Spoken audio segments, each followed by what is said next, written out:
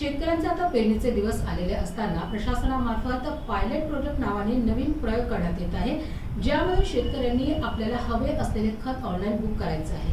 सर्व शेतकऱ्यांना सर्व गोष्टी ऑनलाईन करता आले असते किंवा ऑनलाईनच सर्व गोष्टी करायच्या असेल तर मग आपल्याला डिपार्टमेंटची गरज पडली नसती, असे सरपंच मंगेश साबळे यांनी स्पष्ट करीत हा प्रयोग शेतकऱ्यांच्या पेरणीनंतर म्हणजे 2 महिन्यानंतर मराठवाड्यात लागू करण्यात यावा अशी मागणी निवेदनामार्फत केली आहे। मागण्यांचे निवेदन जिल्हा अधीक्षक कृषी अधिकारी यांना देण्यात आले।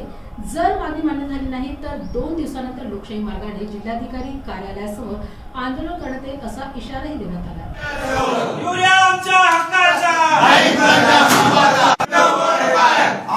ऑनलाईन प्रक्रिया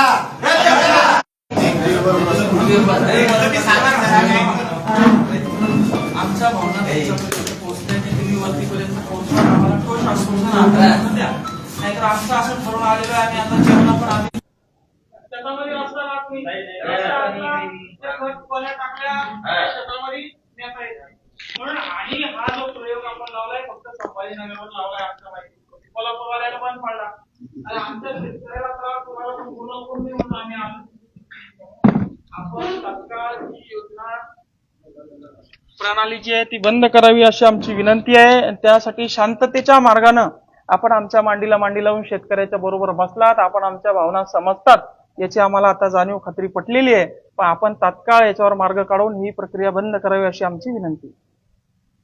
बरोबर आहे तुमचं। त्रास नवीन जे प्रोजेक्ट येतो त्याच्यामध्ये त्रास निश्चित सगळ्यांना होतो, परंतु एक मला सांगायला थोडंसं आपल्याला वाटेल की मागच्या 3 दिवसापासून आपलं चालू आहे, 5 जूनपासून आपण हे ऍप्लिकेशन लॉन्च केलेलं आहे सेंट्रल गव्हर्नमेंटने।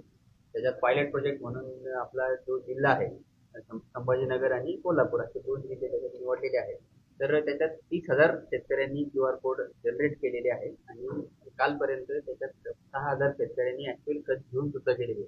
आता आज रोजी आपल्याला 13,900च्या आसपास शेतकरी आजही ऍक्टिव्ह आहे की ते आज QR कोड घेऊन जाऊ शकतात आणि खत घेऊन देऊ शकतात। त्याच्यात मान्य आहे एक मिनिट, आपल्याला QR कोड स्कॅन होताना अडचणी येत आहेत, ते आपण आमचे माननीय सचिव जे आहेत कृषीचे सचिव झाला तर शेतकऱ्याला पुऱ्या भारतामध्ये लागू करणार आहे। हे झालं तर जबाबदारी कोण घेणार आहे?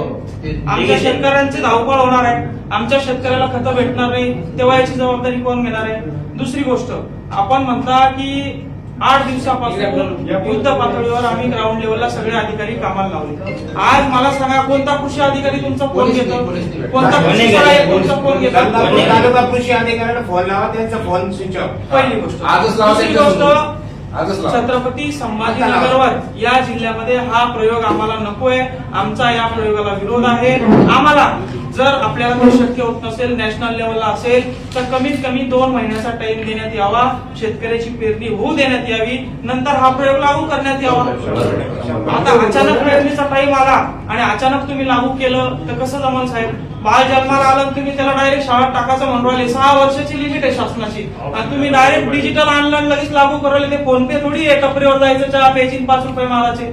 आणि कोणत्या शेताच्या खताच्या दुकानावर लाईनी दिसल्या तुम्हाला साहेब? कोणत्या खताच्या दुकानावर लाईनी? पहिला विषय लिंकेजला मग तालुका कृषी अधिकारी कशासाठी आहे? तालुका कृषी सहाय्यक कशासाठी आहे? तुम्हाला हे लिंकेज प्रोजेक्ट हँडल होत नाहीये का? हे दुकानदार तुमचं ऐकत नाहीये का? याचा अर्थ तुमचं सपशेल अपयश इथं दिसतंय आणि हे अपयश लपवण्यासाठी छत्रपती संभाजीनगरवर आपण हा प्रयोग करताय, तो कदापि आम्हाला मान्य नाही। आपण हा प्रयोग तात्काळ बंद करावा, आजच्या आज करावा। आपल्या हातात नसेल तर वरिष्ठांशी कॉलवर करून आमचा संपर्क साधून देण्यात यावा। जोपर्यंत आमचं या ठिकाणी होत नाही तोपर्यंत आम्ही हे कार्यालय सोडणार नाही। तुम्ही आम्हाला उचलून करून